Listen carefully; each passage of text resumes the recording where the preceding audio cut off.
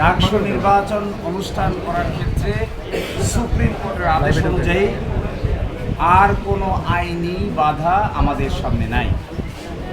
আগামী 9 সেপ্টেম্বর ডাকসু নির্বাচন free, fair এবং ইম্পার্শিয়াল ওয়েতে ঢাকা বিশ্ববিদ্যালয় কর্তৃপক্ষ ডাকসু নির্বাচন অনুষ্ঠিত করবে ইনশাআল্লাহ। স্বাধীনতার পূর্বে ডাকসু নির্বাচন হয়েছিল 1924-25 সাল থেকে 71 সাল পর্যন্ত ডাকসু নির্বাচন হয়েছে 37 বার। বাংলাদেশ প্রতিষ্ঠা হওয়ার পর থেকে ডাকসু নির্বাচন হয়েছে 7 বার। এটি 8মবারের মতো আমরা ঢাকা বিশ্ববিদ্যালয়ে ডাকসু নির্বাচনের আয়োজন করেছি।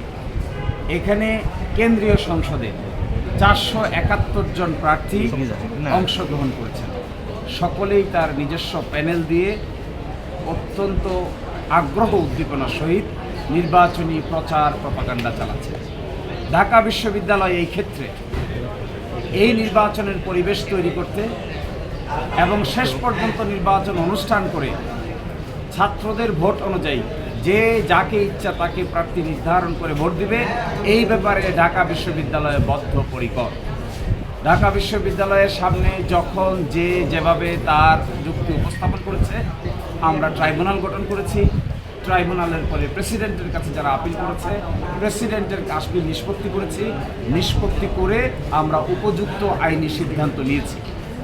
ঢাকা বিশ্ববিদ্যালয়ের কাছে কোনো দরখাস্ত না করে যে রিট পিটিশনকারী সরাসরি হাইকোর্টে রিট পিটিশন করেছিলেন, আমরা আর্গুমেন্টে বলেছিলাম যে তার রিট আবেদন মোটেও চলনসই কোনো আবেদন নয়। কারণ যার প্রার্থিতা চ্যালেঞ্জ করে তিনি মামলা করেছেন, যিনি মামলা করেছেন তিনি সেই পদের কোনো প্রার্থী নন। সেকেন্ড হলো, ঢাকা বিশ্ববিদ্যালয়ের সামনে কোনো অবজেকশন না দিয়ে, আমাদের ট্রাইব্যুনালের কাছে না এসে, আমাদের প্রেসিডেন্টের কাছে না এসে সরাসরি তিনি হাইকোর্টে এসেছেন।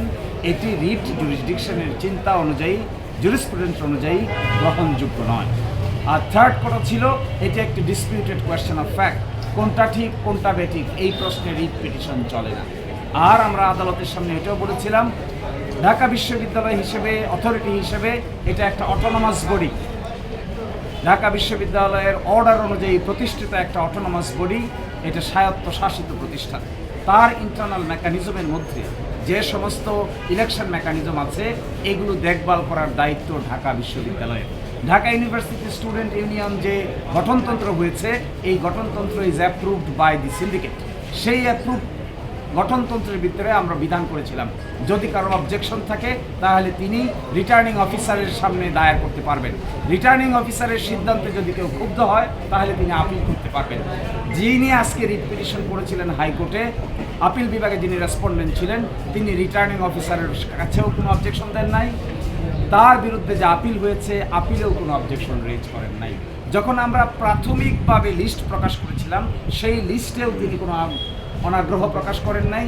চূড়ান্ত লিস্ট যখন প্রকাশ করেছি, সেখানেও তিনি আনুষ্ঠানিকভাবে ঢাকা বিশ্ববিদ্যালয় কর্তৃপক্ষের সামনে কোনো কথাই বলেন নাই। এই সমস্ত যুক্তিতর্ক গ্রহণ করেছেন মাননীয় আপিল বিভাগ।